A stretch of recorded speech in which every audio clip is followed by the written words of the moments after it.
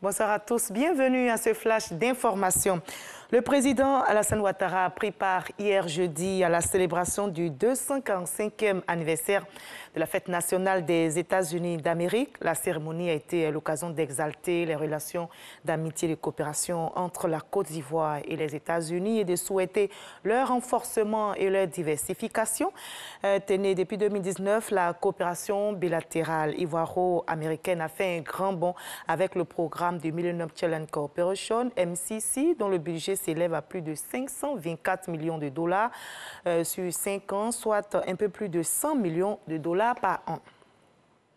Le Conseil national de lutte contre la vie chère va être réactivé et renforcé pour faire face à l'envolée des prix des produits de grande consommation. L'annonce a été faite aujourd'hui par le Premier ministre Patrick Kachi et c'était lors d'une rencontre qu'il a eue avec le secteur privé à la primature. Il a par ailleurs annoncé la fin du rationnement en électricité pour les ménages. Les industriels, eux, devront attendre jusqu'au 15 juillet prochain.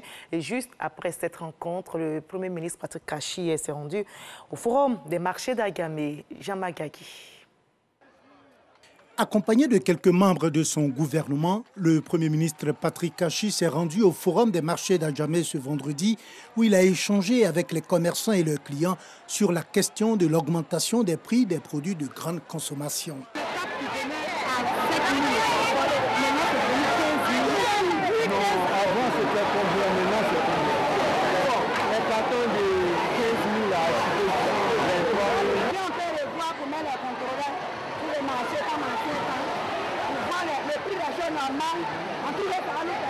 Patrick Kachi a ensuite visité une boulangerie juste à côté avant de lever un coin du voile sur les enjeux de cette visite surprise sur les marchés. On a vu un certain nombre de vendeurs, comme vous l'avez vu. On a écouté également des femmes qui sont venues faire le marché, qui nous ont dit leurs sentiments, leurs perceptions. Ça nous a permis de prendre la mesure de la réalité des choses. L'une des premières actions qui ressort de cette visite, en particulier du marché, c'est le renforcement du contrôle des prix.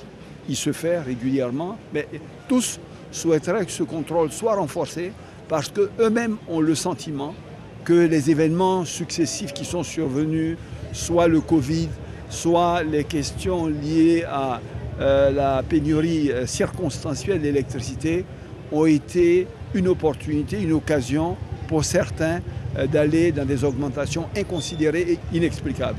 Après la commune d'Adjamé, le chef du gouvernement a mis le cap sur la commune de Trècheville où il a visité l'usine des Grands Moulins d'Abidjan et écouté les responsables de cette entreprise avant de féliciter le secteur privé pour le respect de ses engagements dans le combat contre la vie chère. Ils ont joué le jeu et je voudrais saisir l'occasion pour les féliciter. Et à partir de la semaine prochaine, nous aurons déjà la première réunion du Conseil national de lutte contre la vie chère qui va donc définir les règles de travail qu'on aura pour, au fil des jours et du temps, arrêter secteur par secteur les problèmes qui se posent tout au long de la chaîne. Mais également rencontrer les acteurs de principales filières d'exportation pour voir dans quelle mesure on peut accroître de façon significative la valeur ajoutée, quels sont les points bloquants, qu'est-ce que l'État peut faire à leur côté pour que dans l'ensemble, leur exercice donc, de leur activité dans le métier s'améliore, s'accroisse, mais également que l'on puisse pour les populations avoir un spectre de produits beaucoup plus large à des coûts encore plus accessibles. Le gouvernement est résolu à protéger le panier de la ménagère sans détruire l'outil de production, selon le Premier ministre qui a reçu un peu plus tôt dans la matinée de ce vendredi le secteur privé à la primature où il leur a renouvelé l'engagement du gouvernement à être toujours à leur écoute. Les relations du secteur public et du secteur privé vont s'intensifier en termes d'écoute. Et notre rôle, ce sera d'accompagner notre secteur privé pour lui permettre d'être compétitif, pour lui permettre d'atteindre des niveaux de productivité qui lui permettent de faire également les efforts qu'on lui demande de faire au bénéfice des populations. Le chef du gouvernement a annoncé la fin du rationnement de l'électricité pour les ménages. Les industriels doivent attendre le 15 juillet prochain. Reportage réalisé pour vous par Dangui et Ulrich Adongon. Ce vendredi 2 juillet également, le ministre d'État, ministre de la Défense, est aussi sur le terrain. Il était en visite de travail au nouveau camp d'Akwedo. Le but de cette rencontre est de s'imprégner des réalités des militaires. Le ministre d'État, Téné Birahima Ouattara, s'est engagé à renforcer les capacités opérationnelles des hommes tenus sur le terrain. On en reparle ce soir à 20h.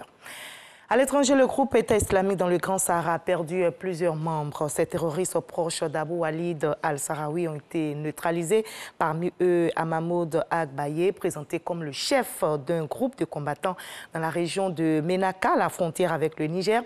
Et l'annonce a été faite ce vendredi par la ministre des Armées françaises, Florence Parly.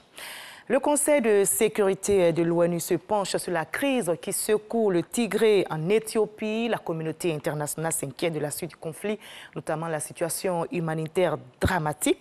L'ONU tire donc la sonnette d'alarme 5 jours après la prise de la capitale régionale Mekele par les forces de défense du Tigré. Selon l'ONU, plus de 5 millions de personnes ont besoin d'une aide alimentaire d'urgence, soit 91% de la population locale, malgré l'annonce lundi dernier d'un cessez-le-feu unilatéral par le gouvernement éthiopien. Les rebelles ont continué leur progression. Ils ont désormais pris une vaste majorité de cette région de l'extrême nord, provoquant ainsi l'inquiétude de la communauté internationale. Il est notamment question du sort de centaines de milliers de civils qui risquent de se trouver en proie à la famine. Fin de ce Flash Info, je vous retrouve avec plaisir à 20h. À tout à l'heure.